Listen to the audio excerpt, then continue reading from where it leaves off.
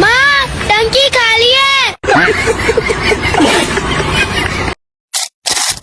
तर राम राम मंडळी, स्वागत आहे तुमचं आपल्या मिनी ब्लॉग मध्ये. तर आपल्याला जाणं तो बस लग्नावर आणि पत्रिका यायला आहे भाऊ नवरीकडून आपल्याला. तर आपल्याला जाणं पडते लग्नात. तर लग्न आहे भाऊ तसं गोरव्याले, पण त्याने ठेवलं होतं कुठे बास टाकलेले. आपल्याला माहितच नव्हतं. आपण तर निघालो भाऊ गोरव्याला जायसाठी. अर्ध्या मधात गेलो, मग गड्याला फोन लावला, कारण बा कुठे आहे लग्न. तर गडी म्हणे बास टाकलेलं आहे. मग आता बा कलोली गाडी निघालो बास टाकलं जायसाठी. बरं म्हटलं जवळच्या जवळ आहे, जास्त दूर जायचं काही काम नाही म्हटलं आपल्याला.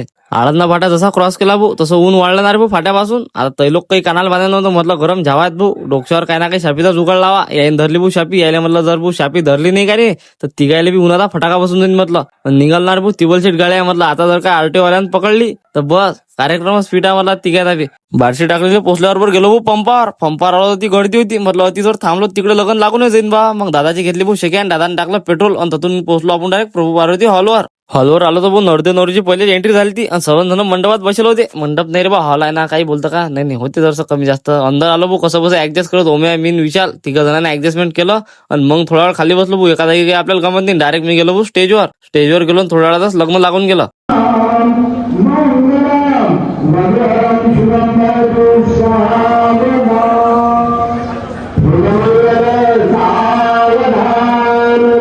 लग्न लावायसाठी भरपूर पाहुणे आले ते भाऊ. पुरा खालचा हॉल भरेला, वर बी लोक आहे. आता एवढी मोठी पब्लिक गेलाय भाऊ. आणि आता जसं लग्न लागलं सबन लोक उठले भाऊ. सगळ्याची धूम एकच आहे फक्त आता की बाबा जेवण करायला जायचं. आता हे सगळे जण आले भाऊ जेवण करायला. तुम्ही पंक्ता पाहू शकता किती बसल्या. तर याच्या लावून त्याच्या लोक पंक्ता बसल्या. आणि आता आपण वाढवलो भाऊ डायरेक्ट ग्लास. थोडेसे ग्लास घेतले वाढून आणि मग बसलो आपण दोघं तिघ जण जेवण करायला. म्हटलं पहिले पोटोबा मग विटोबा. पहिले घेतलं भाऊ आम्ही दोघा तिघांनी पहिले जेवण करून. मग म्हटलं पाहून घेऊ जे काय ते बाकीचं. जेवण केलं डायरेक्ट गाडीवर बसलो निघालो घर जायसाठी. तर मग